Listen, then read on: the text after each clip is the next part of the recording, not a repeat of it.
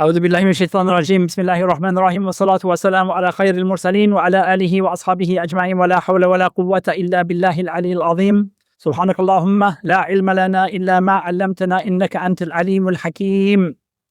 So at the end of the last chapter the end of the last session, we started the beginning of a new chapter, and we basically only went through the heading because it's a chapter that has lots and lots of various different parts, a lot of them to do with sadaqah or with giving.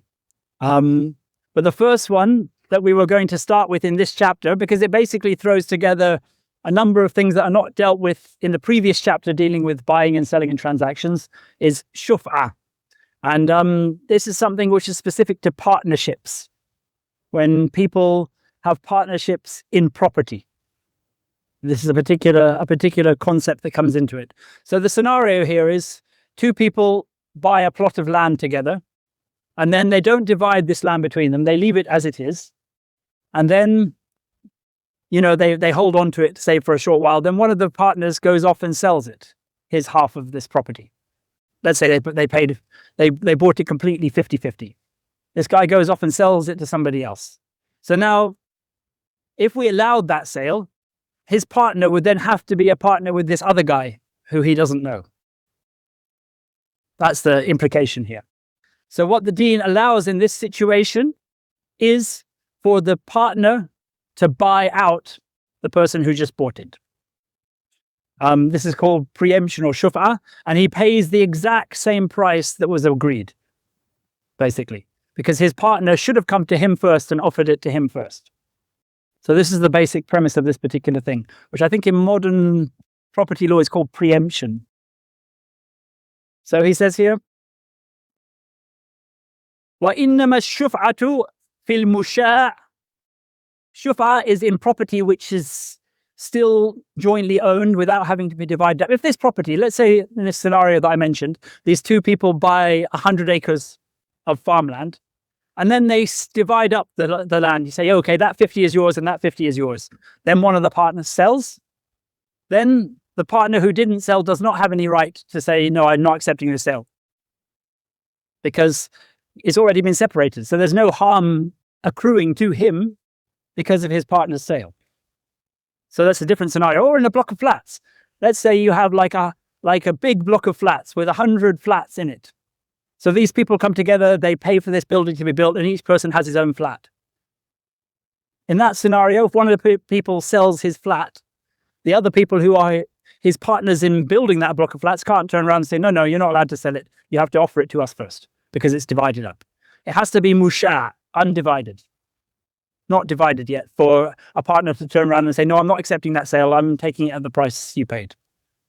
So he says here, وَإِنَّمَا الشُّفْعَةُ فِي الْمُشَاعِ. It only applies when the property is undivided. وَلَا شُفْعَةَ فِي مَا قَدْ قُسِمْ. There is no shuf'ah in any property that's already been divided. وَلَا لِجَارٍ. So this is one about which there's a difference of opinion between the madhabs. This is a situation where you have a land and you have a neighbor next to you. Maybe you share the same access road. Maybe, there's other bits that are shared in common. So if somebody wants to come to your property, he has to go past your neighbor's property. So if you sell it, he doesn't know who's going to be coming past. So some people said, yes, even a neighbor in that situation has the right of first refusal. Or if the guy sells it, his neighbor, then he can then go to the buyer and say, I want to buy it at the price you paid. But not according to Maliki. This does not apply to a neighbor, because the property is already divided up. And so, as we said, it doesn't apply when properties are divided up. So even if there may be some benefit, or it may cause some degree of discomfort, it's not really harm. It's just, having somebody new as your neighbor. And it's not something that people can generally choose. In the same way as when you are physically partners in something, then you have more of a right over it. So it says here, there's no shuf'a fima qad qusim, wala lijar, wala fi tariqin, wala ursatin, wala ursati darin qad qusimat buyutuha. So now we have the situation where, as I mentioned, maybe you have a block of flats. In this block of flats, there will be shared spaces. Yeah? So in the block, let's say there's a block of flats, it has 3 flats in a building. And at the bottom of this building, there's an entrance foyer, an ursa. This is obviously not going to be divided up, because if you divide it up, then suddenly people can't get through this entrance foyer. So this entrance foyer is owned jointly by everyone. So it's not divided up, this entrance foyer. And sometimes there might also be, like in a big property that has a driveway that comes into that property, or a parking area in front of the thing that's for general use. These are all also not divided up yet. So if the principle in the shuf'a is it has to be undivided, surely you can demand shuf'a for that. He says no. Because the main part of the property, which is the flat, has already been divided up. And that thing is just for the benefit of everyone. And then the person who buys this flat, which you're allowed to sell, comes in. And if the other partners have said, no, we want shuf'a in the entrance, how's this guy going to get into his flat? So that's a situation where the partners are not allowed to demand shuf'a even though it's undivided. Because it's an entrance foyer or a access road. وَلَا فِي فَحْلِ نَخْلٍ أَوْ بِئْرٍ إِذَا قُسِمَتِ النَّخْلُ أَوْ الْأَرْضُ. So this is another similar situation. So here you have a group of people buy an orchard of date palms. And then they divide up these date palms. So there's somebody says, yeah, those 10 date palms are yours, those 10 date palms are yours, and those 10 date palms are yours, yes? So they bought an orchard and they've divided up the trees. But when it comes to date palms, there's a quirk that is attached to date palms, which is not found in many fruits. And that is that the female trees require the seeding of a male tree at the beginning of each season in order to produce the fruit. So very often there were less male ones because the male ones don't produce the fruit. So they would keep maybe one male tree between them. And then they would have 30 female trees that they would have subdivided. This male tree is now owned by all of them. So if one of them sells his 10 trees to somebody else, which is divided, that person, his partners cannot come and say, we demand shuf'a with this male tree. We don't want your share of this male tree to be sold. Because then that will be denying the new buyer the access to that tree as well, which would then defeat the purpose of having those, or make it much more complicated. He would have to go and find a male tree somewhere else. So again, when things are communal use and the rest of the property has been divided up, you're not allowed to say shuf'a applies to those communal use things. So he mentions the fahl or a bi'r or any other water source, whether it's a well or it's a spring.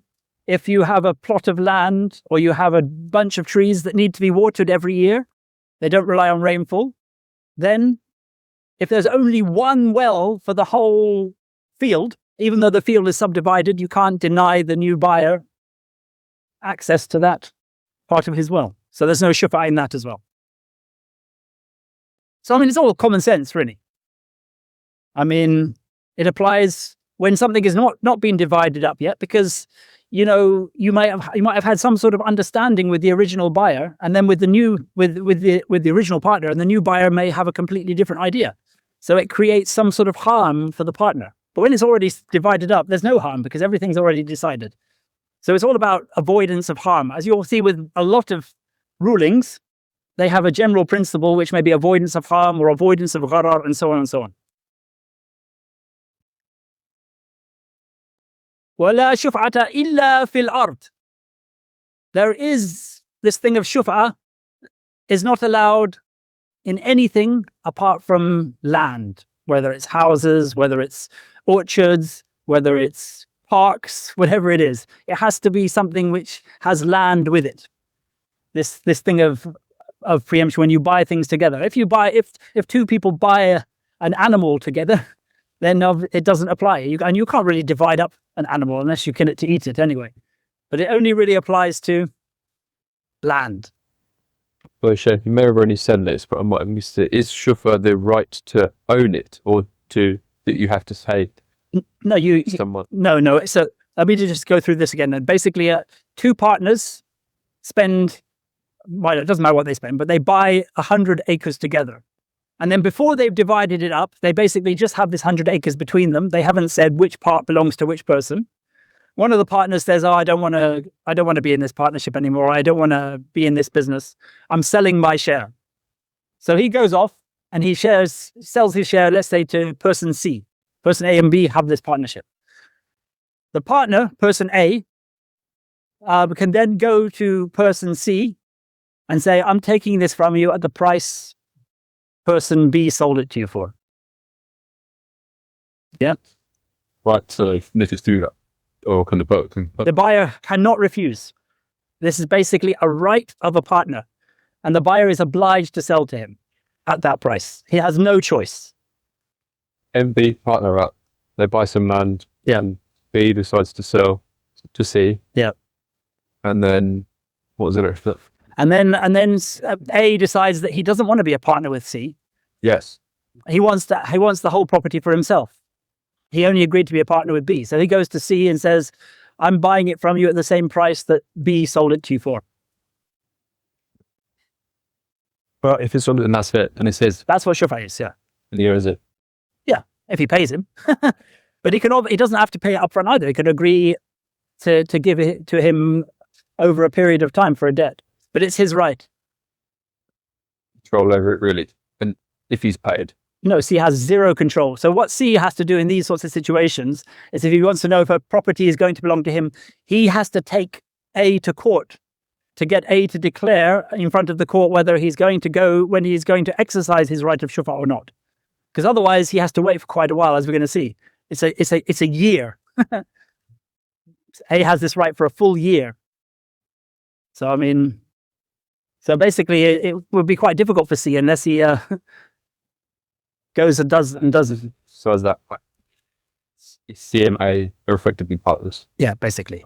But it's not always a year. It's a year if he's present at the time of the sale or in the place of the sale. If he's away and comes back, then he gets a year from the day he comes back. Yeah. Anyway, he comes into that right now. A and B, when they're partners, and B selling out his share without knowing what portion of the partnership he's in. It's just a percentage. It's a percentage. Yes. Without informing A, can he do that? I'm saying this is if he informs A and A says it's okay, then that changes the matter. This is the So if he goes to A and he offers it to A and A says, "No, I don't want to buy it at that. You go ahead and sell it." And then he goes and sells it. Then then this is a different scenario. This scenario is specific. This is scenario he basically goes ahead and sells it. Even if A is there at the sale, if he doesn't express anything like, "It's fine, I don't mind you selling it to C," then he still has that right to preempt the sale. ولا شفع إلا في الأرض وما يتصل بها من البناء والشجر. So you have to, it's connected to land and anything that is attached to land, whether that's buildings or trees or crops, as he mentions, but not the crops themselves. The crops it only applies to the land itself.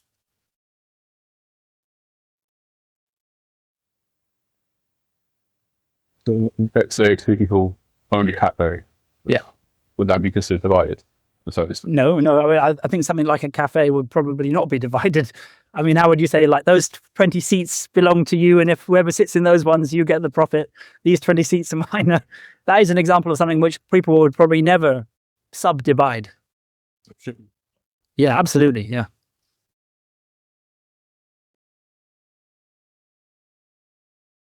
ولا شفعة للحاضر بعد السنة. So this is talking about the time limit now.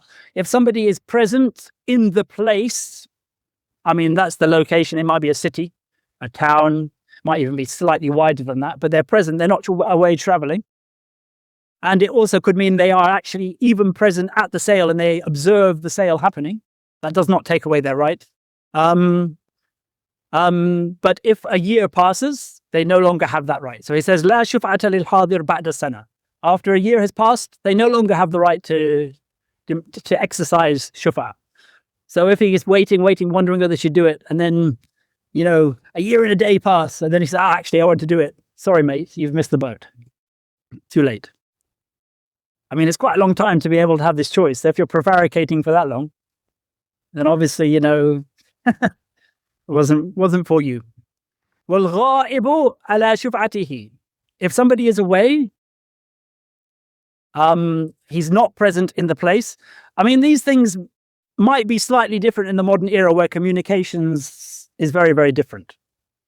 I mean, part of the thing of being away means that you're not there and you're not involved in what's happening in that particular thing. It's something that's sort of in the back of your mind or not really connected to you. But in the modern era, you might make a case that for most people, if they are in if the property is in somewhere where communication is easy to that place, that a year is what is given in most situations. But he says here, وَالْغَائِبُ عَلَى شُفْعَتِهِ. If somebody is away, quite a long way away, like a traveler, he retains his shuf'a for the whole time he's away. And then he doesn't mention this here. He says, وَإِنْ طَالَتْ غَيْبَتُهُ. Even if he's away for a long time, even if he's away for 40 years, comes back 40 years later, being, B has sold his share. He comes back and he finds that C's been holding on to this for 40 years.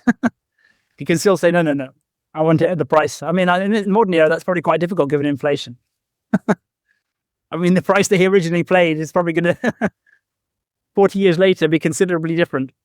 I mean, that's one of the problems with modern money. It's not a correct form of currency. But he has his shuf'a the whole time he's away, and he gets also, on top of that, a year from the day he comes back. That he doesn't mention here, but that's the rule.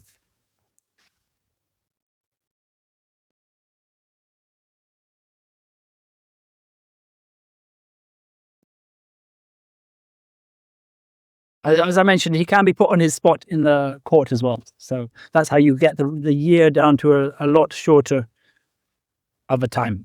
But this summons can only be made after the sale has happened.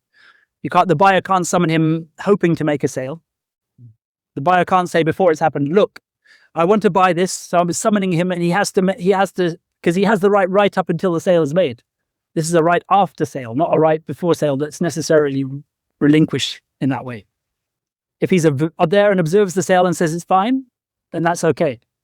But he has this right from the moment of sale.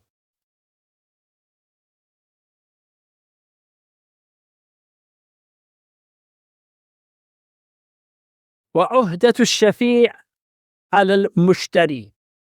So the uhda, the guarantee, if anything is faulty with this part of the property, or something, like I suppose if it's things have been damaged and the value has changed, the guarantee for that is on the buyer. So the buyer still has a stake in it. He's bought it. And if something then goes wrong in the period of time that he's holding on to it, I mean, he is liable for that towards the person who comes and claims it back from him at the price. وَيُوقَفُ الشَّفِيعِ. And the shafi', the partner who's exercising his shuf'a, can be taken to court and forced to make a decision on the spot rather than the year being waited. وَيُوقَفُ الشَّفِيعِ فَإِمَّا أَخَذَ وَإِمَّا تَرَكَ. He either takes it or leaves it. His right to shuf'a is gone. Either he pays the money and takes the property at the price, or he says, I relinquish my right to shuf'a. So that's what I was mentioning earlier. First, see what's supposed to pay. Yes. Yes. As I said, because otherwise it's very difficult for person C to have to wait a year, not really knowing if he owns it or not. I'm sure this was probably the way that happened a lot of times. They would just say, right, okay, you have the right of shuf'a, but I'm going to take you to the qadi now because you have to decide whether you're going to exercise it or not. وَلَا تُوهَبُ الشُّفْعَةِ وَلَا تُبَاعَ. You can't give away this right of shuf'a.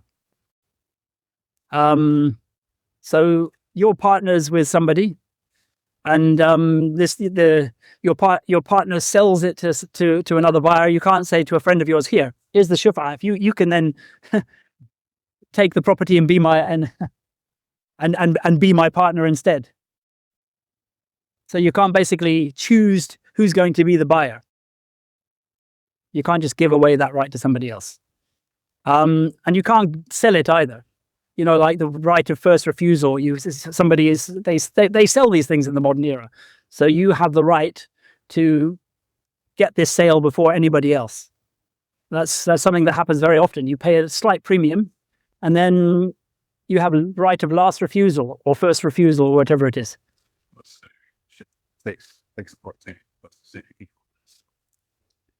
You can sell the property.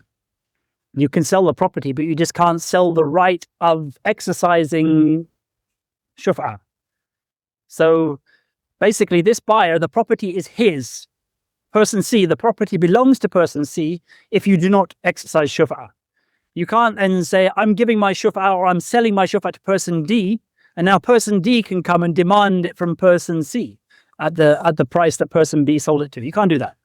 This is only exclusive to the partner, person A. Nobody, he can't hand this over to anybody else. وتقسم بين الشركاء بقدر الأنصبة. So if you have more than one partner, let's say you have 3 partners, each partner has a third, then if one partner sells to person D, we have A, B, and C are partners, and so person C sells to person D, then person A and person B can come and claim the right of shuf'ah, each of them taking an amount of that property. They can claim up to an amount of that is equivalent to their share.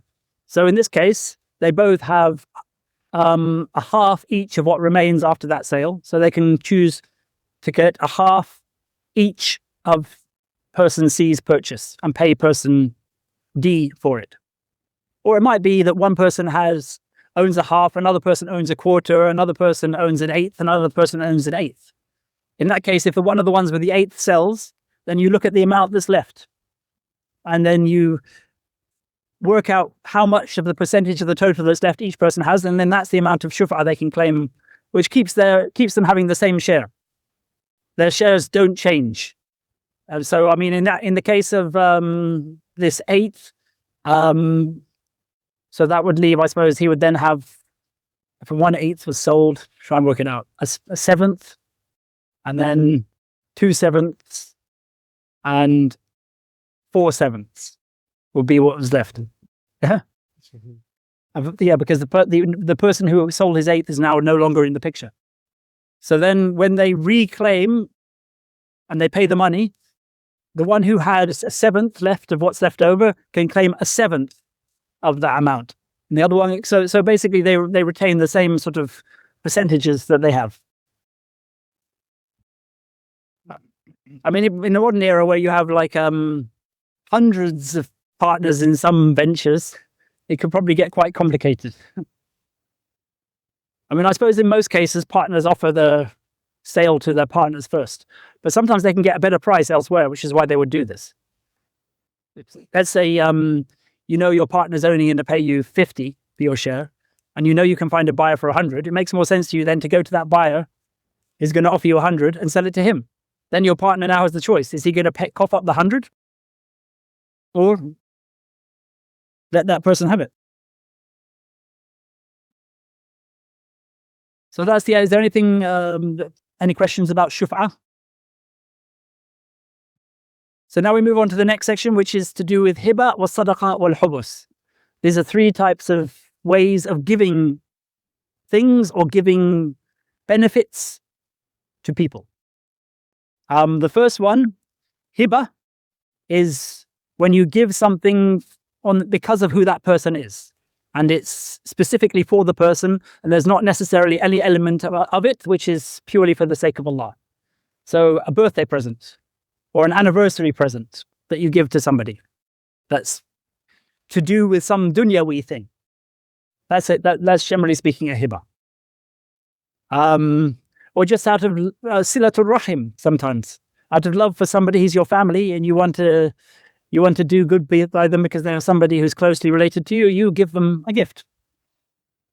I mean, of course, silatul rahim is one that you can do fi sabilillah as well, because it's something that's highly rewarded. But the purpose of the gift is for that person, rather than necessarily being primarily just something you're doing to please Allah.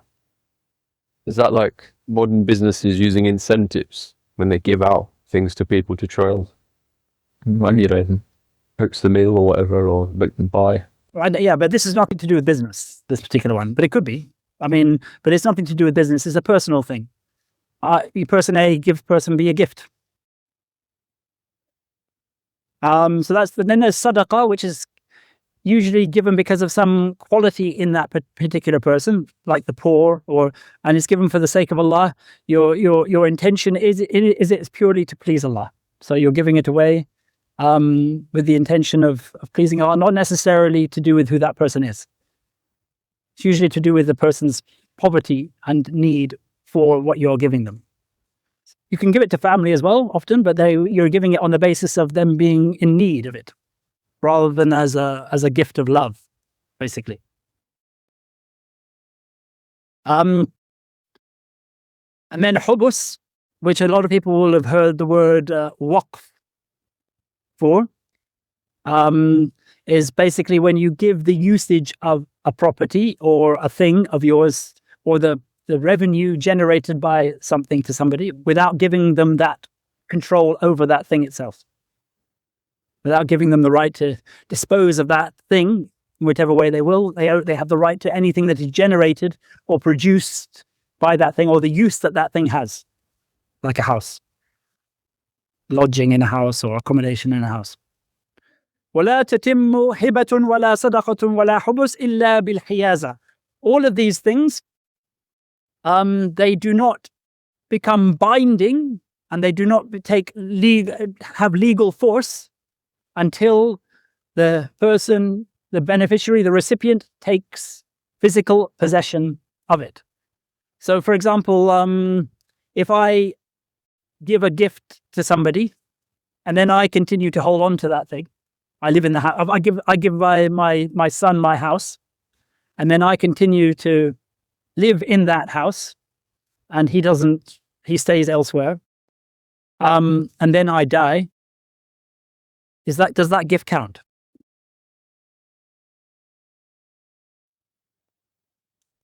Say that again, sorry. If I have a house, I give this house to, let's not even say a son, I give this house to a friend of mine. So this is your house now. And then he doesn't come and live here. He just stays where he is. I continue to use that house until the day I die. Then I die. Is that gift count? Can he come and take it after I'm dead? You're only with contracts or... No, just as a gift. Okay. Even with the paper, as a gift. Yeah, according to the principle you mentioned, he hasn't possessed that. He hasn't. Yes. So basically, this is what I'm trying to show you, that it doesn't count because he hasn't taken physical possession of it. That's not sure. Yeah. So there's a number of things that stop physical possession. The main one is death, but the other one is falling ill. The final illness before death is actually something which prevents a gift being enforceable. And then also somebody becoming insolvent or bankrupt.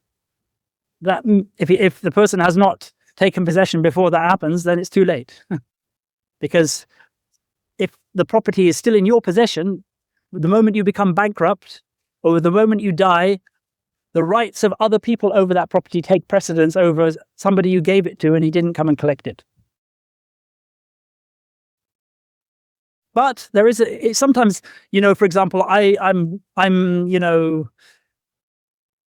give somebody something. I say, "Here, come and collect my car," and then he's on the other side of town, so he jumps on the bus to come and collect the car, and then I kick the bucket in the meantime before he arrives. And he arrives and he finds that, oh my gosh, did I miss the opportunity? I mean, I should have gotten a faster bus. But no, in that case, because he's made that effort to come, is counted as physical possession in that circumstances. Because he's not delayed. He's actually immediately coming and then something untoward happens. But generally speaking, physical possession is the requirement, and that's with all of these things. Even a waqf. I can't make my house a waqf. Make a document saying this house is a waqf. There's for the benefit of my children or whatever it is, and then I just continue to use it until my death as my own. That doesn't count. So that applies to all of these things: gifts, sadaqah. If I say this car of mine is sadaqah for the poor, and then I continue to drive it and drive it and drive it and drive it until I become bankrupt. This is knowing a bit more the place in the will. No. Generally speaking, those gifts, the moment you become ill, are no longer valid. If you give a gift in your illness, when you're already in that stage where you're looking death in the face, then it has a different ruling attached to it. It then becomes part of the third. The same as a will or a bequest.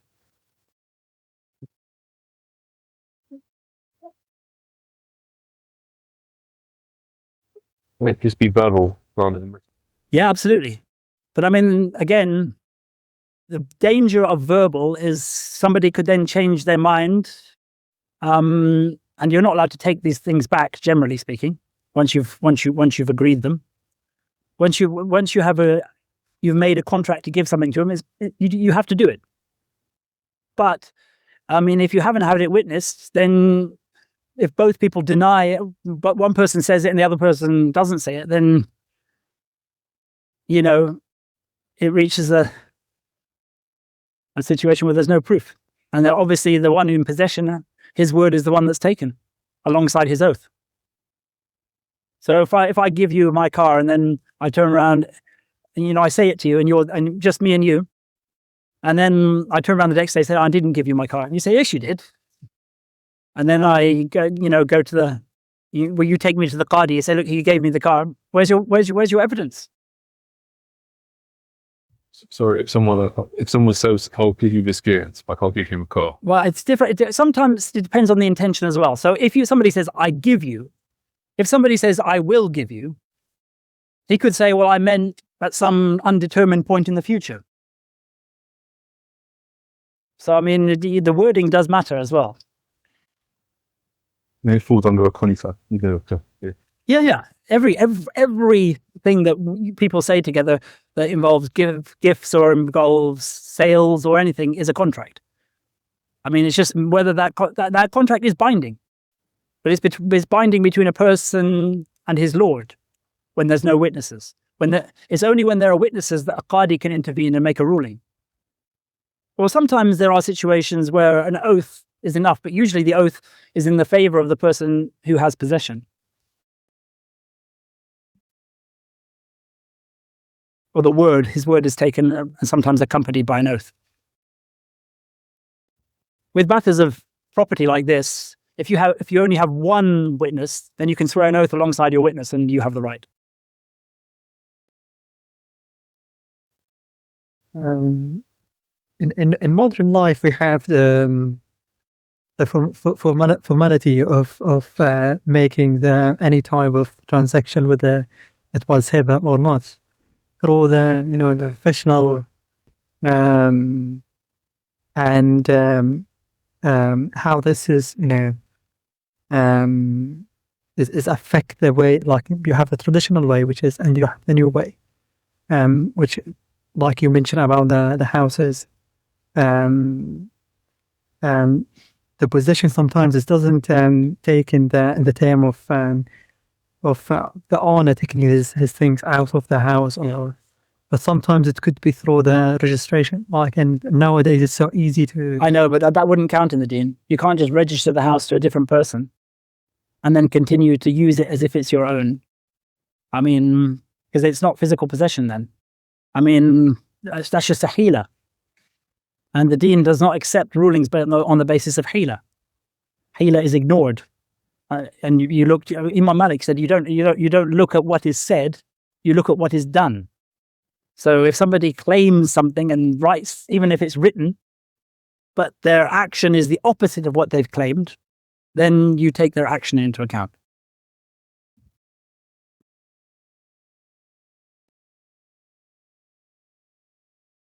فَإِنْ مَاتَ قَبْلَ أَنْ تُحَازُ عَنْهُ فَهِيَ مِيرَاثٌ. So if I give something away and then I die before that person has collected it, it becomes part of the inheritance of my heirs.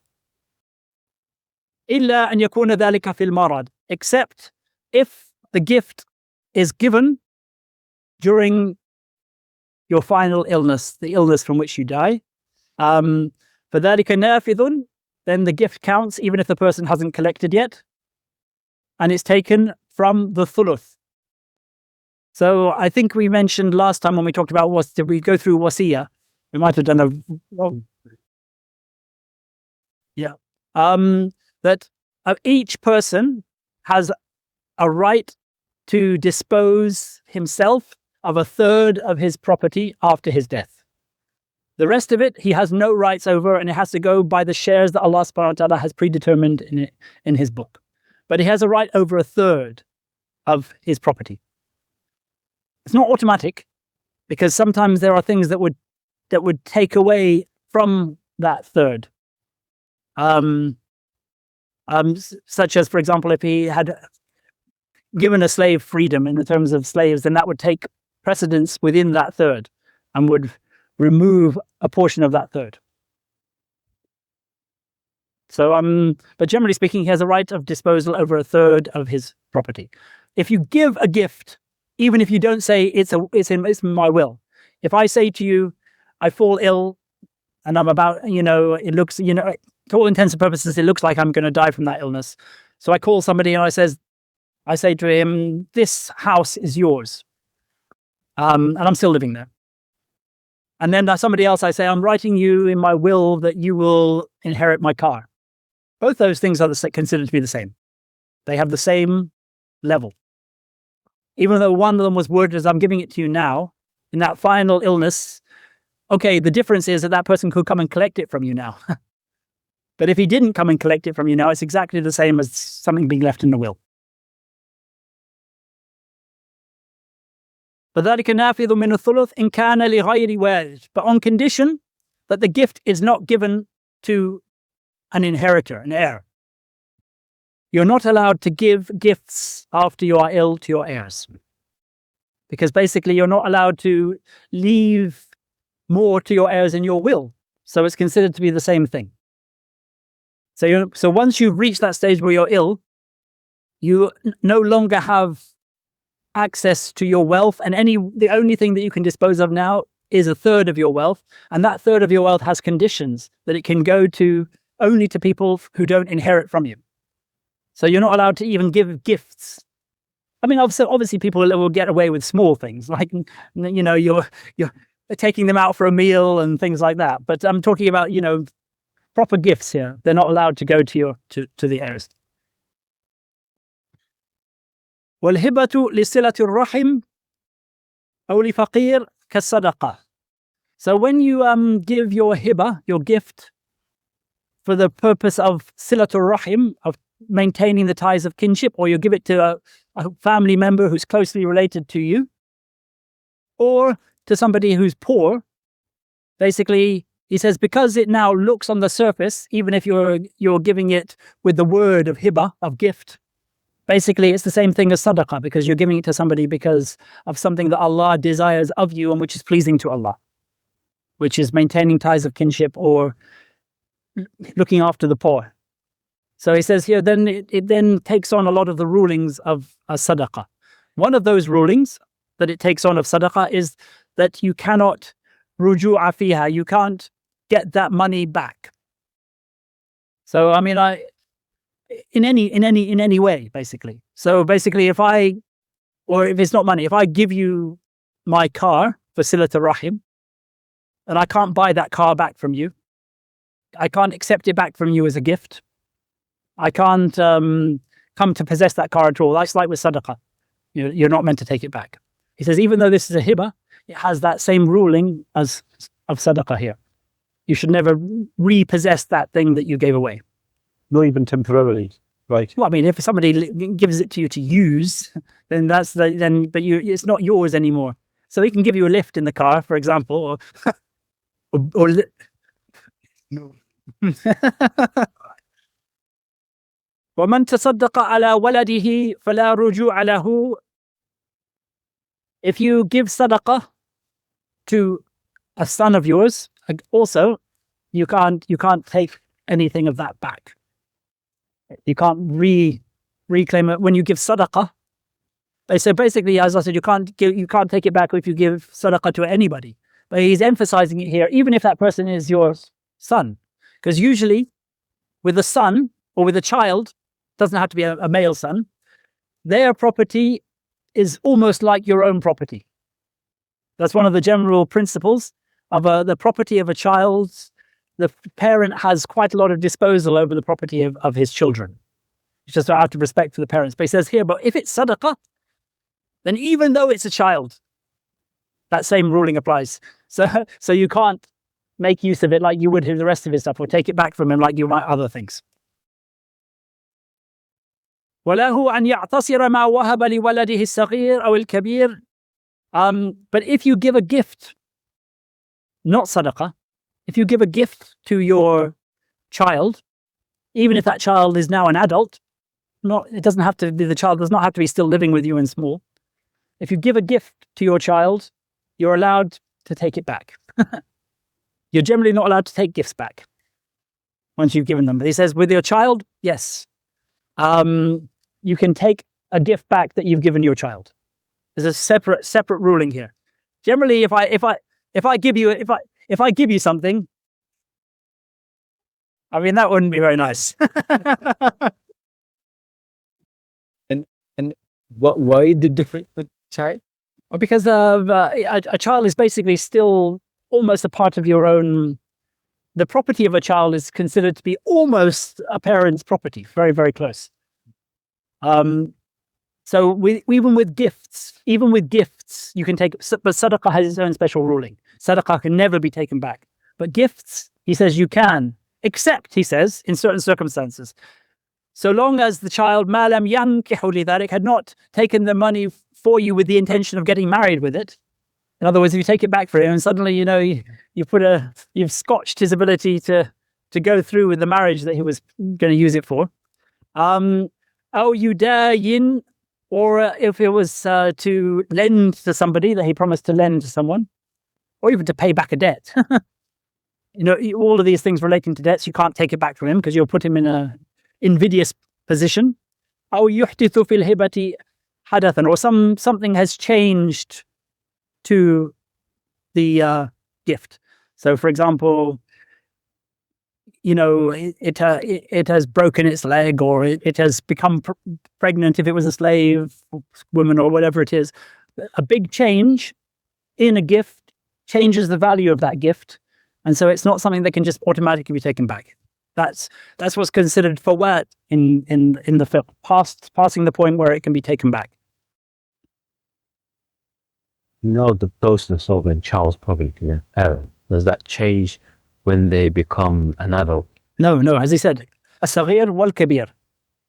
This is just one of the connections between a parent, principally the father, but also the mother, as he says, wal-ummu ta'tasiru. The mother also can claim back a gift that she gives her children. Ma dam al-abu hayyan, but only so long as the father is still alive. The reason why? Why do you think the reason for that is? No, because of the ruling on orphans. Because a child becomes an orphan when his father dies, and orphans' money is protected in the deen. So, if the father is alive, the mother is the same as the father. But as soon as the father has died, that child has changed its state to being an orphan, and you can't take the property of orphans back from them. So that's the reason for that difference.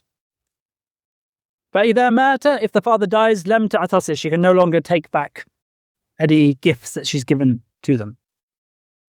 وَلَا يَعْتَصِرُ مِنْ يَتِيمٍ. He says, he's emphasizing this point. He says, and no one can take back any gift that they have given to an orphan. And he says, وَالْيُطْمُ مِنْ قِبَلِ الْأَبِ. And a child is determined to be an orphan by losing his father. That's the general fiqh ruling of what constitutes an orphan, is when a child has lost his father. وَمَا وَهَبَهُ لِابْنِهِ الصَّغِيرِ فَحِيَازَتُهُ لَهُ جَائِزَةٌ. If you give something to a young child of yours in your house, so let's say this child is still a toddler or still a baby, and you give something to that child in your house, but it's not something that because a child is what's called mahjurun alayh, and so they're not allowed to freely dispose of even gifts that are given to them. There are restrictions placed on their usage of those things. When you have a guardian, the guardian determines their use for this person, because this person is not considered to be capable of making sound financial decisions. They don't have rushd. So in that situation, if I give my child, say, a tea set, I'm not going to hand that tea set over to the child to play with. I will hold on to it for the child. Maybe I'll even use it, and that's permitted in that particular circumstance. So even though the child has not taken hiyaza, physical possession, still the gift is valid in these particular circumstances, because there's no way that that particular recipient can take physical possession. إذا لم يسكن ذلك أو يلبسه إن كان ثوبا. So this applies so long as he himself is not continuing to live in it. So he will rent it out for the child, in other words. So for example, I have a house. I say, okay, this house is yours. My child is still too young to be, living in a house on his own, 2 years old. So I can continue to hold on to the possession of that, and then I can rent it out for the child, but I can't live in it as if it's my own completely.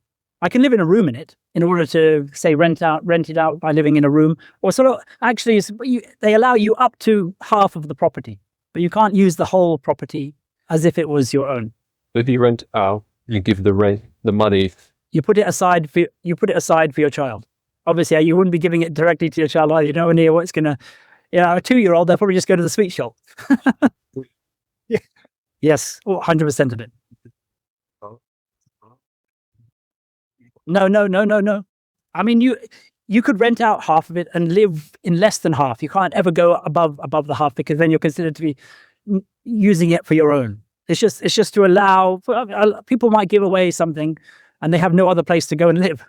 So but you can't then continue to use it exactly the same as if it was yours, because that's not really a gift. You can't use the excuse, well, I'm just looking after it for him, and then you're just actually using it exactly as if it's your own. There has to be some proof that you are giving it to him. And that's in renting out parts of it, half or more of it, or using it in some other way for him, or wearing it if it's clothes. So if you have a really nice suit that you think you want to be for your son, and then every Jummah you put it on, so it's his, but that's not valid either. So you could hold on to the suit, but you're just not allowed to continue. You're not allowed to wear it. وَإِنَّمَا يَجُوزُ لَهُ مَا يَعْرِفُهُ بِعَيْنِهِ. And it's only permitted when the thing actually is identifiable. So you can't say this £1,000 belongs to my son and then keep possession of it, unless you put it in a specific bag and then mark that bag, and that bag is untouched. It has to be something that's identifiable. It can't just be this £1,000 that's in my bank account is his, and then you just it mixes with everything else. That's not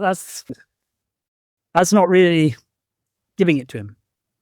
So it has to be individually identifiable.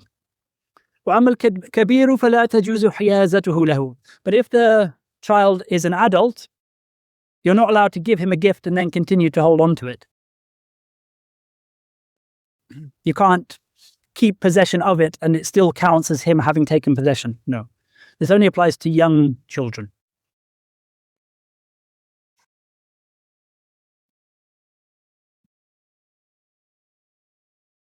ولا يرجع الرجل في صدقته ولا ترجع إليه إلا بميراث. So a man cannot take back sadaqah. We mentioned this earlier. He cannot reclaim possession of anything that he gives in sadaqah. Cannot come back into his possession. ولا ترجع إليه, and he cannot take it back, and it cannot come back to him except in one way. He says إلا بالميراث, except if he inherits it. So let's say, for example, you give something to your brother, and there's only the two of you. He will inherit from you, you will inherit from him. So you give him something as a gift, or as sadaqah in this particular case, not on the basis of a hiba, but on the basis of sadaqah. And then he dies. Yeah? Everything that's his is inherited by you. So this thing that you gave as sadaqah will come back into your possession. Is that all right? The question then is. Because surely something that's sadaqah cannot come back into your possession. So he's saying, no, it's okay if it's by mirath, if it's by inheritance, but in no other way. So it's not allowed to be a conscious thing by you or by the other person, but it is something that happens through the will of Allah and through the command of Allah by mirath, and that's separate. وَلَا بَأْسَ أَنْ يَشْرِبَ مِنْ لَبَنِ مَا تَصَدَّقَ بِهِ.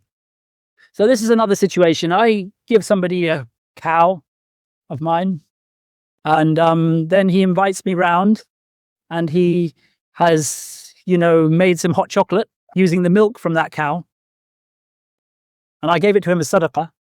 Can I drink that hot chocolate? Or he makes some cheese from the milk from the cow. Can I eat it? Or he simply gives me a glass of milk. Yeah, so the question here is, I gave the cow as sadaqah. Is the milk considered to be part of the cow or not? And the truth is, though, it's not considered to be part of the cow. It's considered to be ghulla, something that's produced by the cow, which is separate. And so you are permitted, although there are people who say you're not, because, just to be on the safe side, anything relating to that cow that was sadaqah, you should not be benefiting from something that you gave as sadaqah. What about, for example, if you killed the cow and then fed it back? Yeah, you shouldn't be having any of it if it's sadaqah, generally speaking. But I mean, sometimes it's impossible to avoid. Yeah, sometimes it's absolutely impossible to avoid. So for example, you might have given something and then they use that thing in a meal where they invite everybody to. So I mean, obviously there are circumstances. Allah does not make things too difficult for people. But if somebody that kills that and then tries to give you, the hind quarters or something like that, yeah, it's something things regarding to because they get out of their position, and now is the position of the another person, which is, if you put your hand is another تعدي على المحارم. Yeah. And this is this the reason, Well, it's to do with the protected nature of sadaqah and the extreme prohibition against taking back anything that's relating to sadaqah. It's like, the dog licking up its own vomit when you give sadaqah and then you take any of it back. So it's because of this protected nature of sadaqah that you don't take any of it back and you try and avoid it. That does not apply to hiba in the same way. It's to do with the protected nature of giving something for the sake of Allah, and then somehow you're still benefiting from it, even though you washed your hands of it, you gave it away, you let go of your possession of it for the sake of Allah. Your aqeedah on fish. Huh? The aqeedah is something that you are killing. That's the first thing. Then if you give some of it away as sadaqah, that's different. But if you're feeding people with it and it's still your own possession, it's not quite the same thing. Yeah, so it's still your possession. You haven't given it to another person at that point. You've slaughtered it and you've decided you want to feed people with it. It still belongs to you. If you give it to somebody and then that person then chops it up into steaks and sends you a steak, then you can't take it. If they cook it, as I said, and there is a big meal, I mean, then it does cloud things a little bit, but it's best always on these things to be on the safer side if you can. If you give to the building or the building, more maybe to an entity, it's not her. Well, yeah, if it's sadaqah for a thing, it's the same as sadaqah to a. But I mean, you're giving that fi sabilillah in that sense for the building of the mosque, but. But I mean, it's still sadaqah. You can't then take that thing back. Or using the mosque, yeah. I mean, a mosque is a waqf, though. You're not actually giving away the actual physical. You own the building and give the building away. I mean, there is a position that says even a mosque is still owned by the person who established it. But the stronger position is that it belongs to Allah now. إِنَّمَا الْمَسَاجِدُ لِلَّهِ.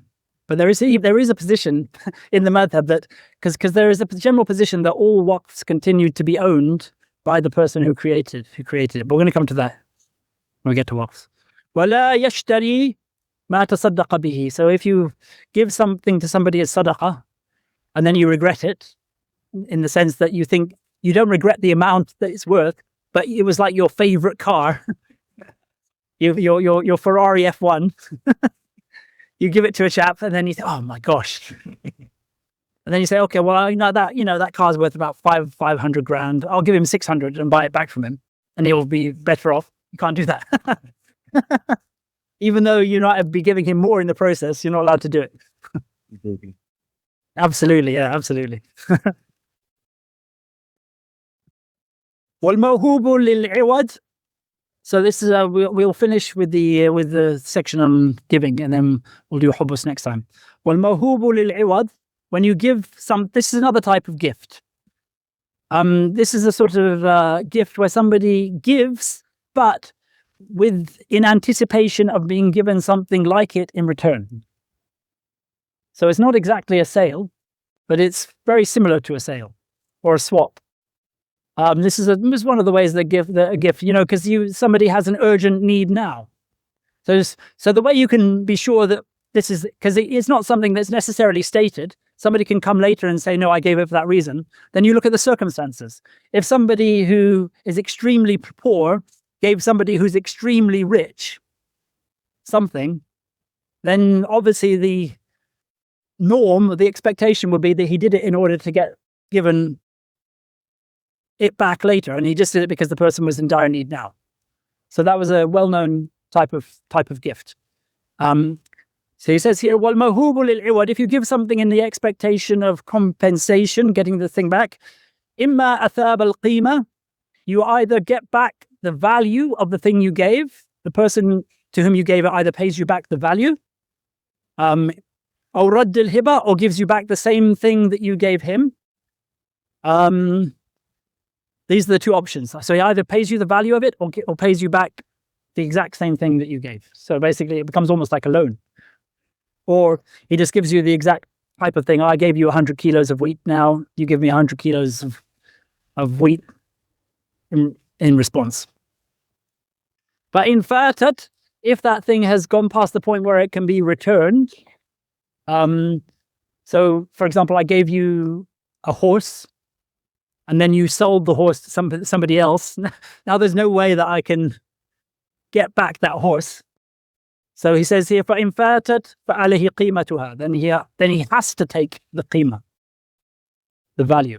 So this is not one where I give you 100 expecting compensation, and you're a rich man, and I hope that you give me 500 back at some point. This is basically, I'm giving you something expecting exactly the same in return. And it's to do with time. At this particular moment, there was a need. So that's why you might do it. It's not exactly like a loan, because with a loan, you have to give the exact thing back. You can't give a value. So if I lend you my car, you give me back my car. If I lend you 100 dinars, you give me back 100 dinars. You couldn't give me back 1,000 dirhams, even though they might have the same value. That's it. Yeah, so that's a loan. This is a gift. So in this kind of thing, like if I have a horse, but I need an ox to work on my farm, so I give a horse to someone who's wealthy, and he knows that I need an ox to.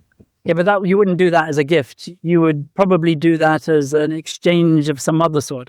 I lend you my horse, or I do a swap for the use of my horse for the use of your ox, for example. They wouldn't necessarily, because they're not the same value. Well, they might be the same value, but it's very difficult to determine. وذلك إذا كان يرى أنه أراد الثواب من الموهوب له. But this only applies, he says, when there's some way of it being seen that the person who gave the gift expected to be compensated in like. As I said, I gave you the example of a rich person being given by a poor person. When that person has no need of anything, but and the poor person desperately has need, if he's giving him that gift, there's an indication that if they claim, obviously if he says, no, it was a pure gift, then it doesn't apply. But if he comes to the court and said, look, I gave him it in the expectation of compensation, then the court would rule in his favor, because the circumstances suggest that that's why he did it. وَيُكْرَهُ أَنْ يَهَبَ لِبَعْضِ وَلَدِهِ مَالَهُ كُلَّهُ. It is disliked to give all of your wealth to one of your children if you have more than one, or most of your wealth. It's disliked to give, in fact, more to one child than Allah subhanahu wa ta'ala has given them as a share of inheritance compared to other children. So similarly, it would be disliked to give, half your wealth. If you have a son and a daughter, half your wealth to your daughter, that would be disliked because you're giving her more than Allah subhanahu wa ta'ala has written for her. Or it would be disliked to give 2/3 of your wealth to your son because you're giving your son more than Allah has written for him. Even though you're still alive, it's disliked. Obviously, it's not forbidden. And if you do it, it counts. But you're doing something which is disapproved of because you're suggesting that you know a better way of dividing your property than Allah subhanahu wa ta'ala. وَأَمَّا الشَّيْءُ مِنْهُ فَذَلِكَ سَائِغٌ. But if it's just something little that you give one child and not the other, that's perfectly fine. I mean, you can reward a child if you want to. You can give, and you can, buy him his fancy new book that he wanted, and the other children don't have to also get that same book. وَلَا بَأْسَ أَنْ يَتَصَدَّقَ عَلَى الْفُقَرَاءِ بِمَالِهِ كُلِّهِ لِلَّهِ. And there is no harm in giving away all of your money as sadaqah in the way of Allah. No harm. But there are certain conditions that they do attach to this.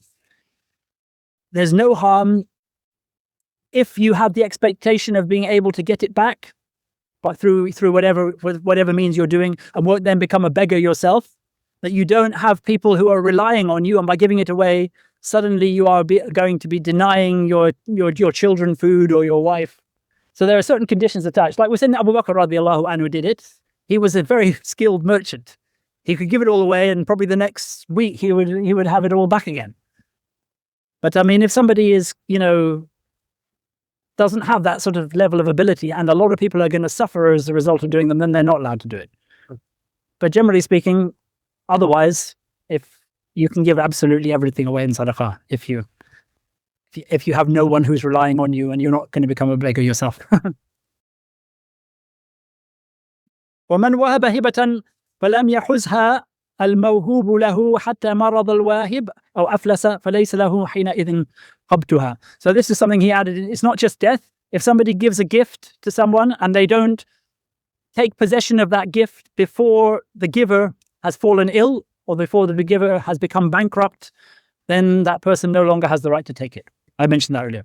ولو مات الموهوب له كان لورثته القيام فيها على الواهب الصحيح.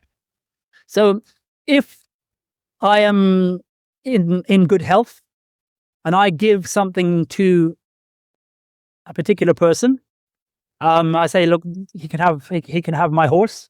That particular person then dies after I've given him this gift and doesn't come and collect it from me, and I continue to remain healthy, then he still has a right. He would have still had a right to collect it from me, but he's no longer here. So what happens with this gift?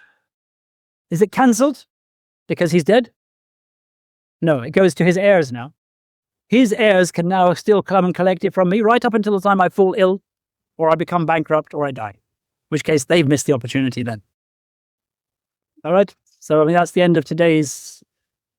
Are there any questions with regard to that? It's just about giving today. I mean, you think it will be a very, very simple topic. And is there any scenario where a hibah cannot be upgraded to sadaqah by intention?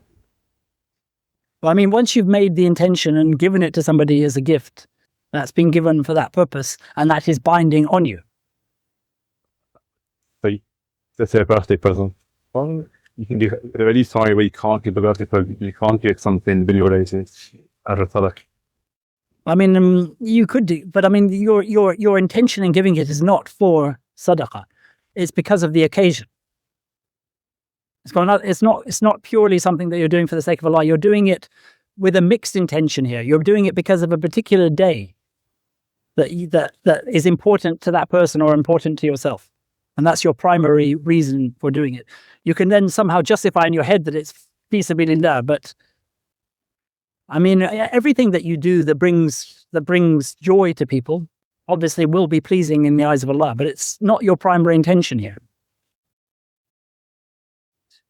If you lend someone like a phone, for example, when it comes time for them to return it, do they have to return a specific phone, or can they return a phone a different phone but the same model? No, if it's a loan, they return the same phone, so long as that phone has not become damaged or lost or stolen. And if it is, then if it has become stolen, or they're not generally liable if they can prove that.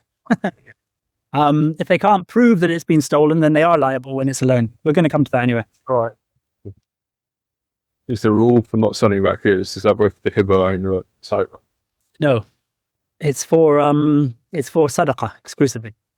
But he said, as he mentions before, generally speaking, this applies across the board. But he mentioned a little bit earlier that there is a time when a hibah has the same ruling as a sadaqah, and that's when that hibah is given to. Let me just remind myself for silat al-rahim. It's given to a family member, but with the purpose of doing something pleasing to Allah. Then it has the same ruling as a sadaqah. Or when it's given to a family member because of the fact he's poor, but you're giving him a gift.